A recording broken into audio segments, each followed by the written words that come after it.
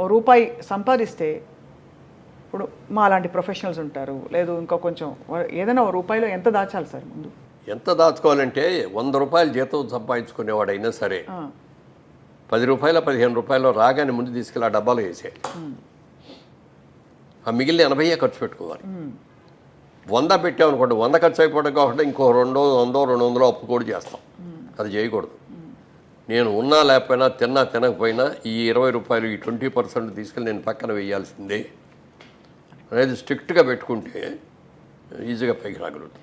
ఈజీగా అంటే వేస్ట్ అవ్వకుండా ఉన్నంతలో జాగ్రత్త చేసుకుంటాం. ఆ వచ్చిన దాన్ని మళ్ళీ అది ఆ ఫ్రెండ్ అడిగాడు, లేకపోతే వీళ్ళు అడిగారు, ఈ ఆడేదో మందు అవుతా ఏదో అప్పు అడిగాడు, ఇవన్నీ ఇవ్వకూడదు, జాగ్రత్త పడాలి. జాగ్రత్త. అండ్ ఇంకోటి సార్, క్రెడిట్ కార్డు ఉండడం మంచిదంటారా ఒక వ్యాపారవేత్తగా? క్రెడిట్ కార్డు ఉండటం అనేది డెఫినెట్గా ఇప్పుడు అవకాశాలు చాలా ఉంటాయి.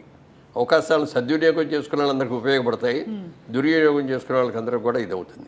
మీరు అమెరికా లాంటి దేశంలోకి వెళ్ళి చూస్తే క్రెడిట్ కార్డు అని ప్రతి దగ్గర క్రెడిట్ కార్డు, డబ్బు డీలింగ్ ఉండదు అసలు. అవును, పెట్రోల్ కొడుచుకున్నా క్రెడిట్ కార్డే పెడతారు, షాపింగ్కి వెళ్ళినా కూడా క్రెడిట్ కార్డు ఇస్తారు, అన్ని చోట్ల ఇదే. ఇక పండగలు వచ్చాయి, క్రిస్మస్ లాంటి పండగలు వచ్చాయంటే అసలు ఎన్ని కొనేస్తారో చెప్పడానికి లేదు, అవసరం ఉన్నాయి లేని అన్నీ కూడా. ఆ రోజు జేబులో డబ్బులు ఉండక్కర్లా, క్రెడిట్ కార్డు తీసి ఇస్తారు, వాడు దాంట్లో పెడతాడు, ఇచ్చేస్తాడు. అది ఆ క్రెడిట్ కార్డు అప్పులు తీర్చడానికి మళ్ళీ బోలెడు అప్పులు చేసే సందర్భం అదే కదా.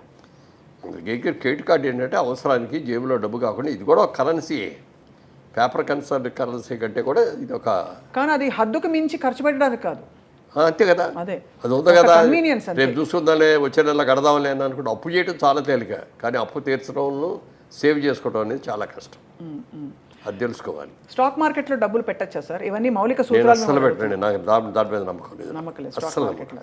మీరు ఎప్పుడు భూమినే నమ్ముకున్నారు, లేదంటే వెంచర్స్ ఏదైనా వెంచర్ ఉంటే దానిలో పెట్టారు? నేను పార్లమెంట్లో కూడా మాట్లాడేటప్పుడు ఒక కథ చెప్పాను.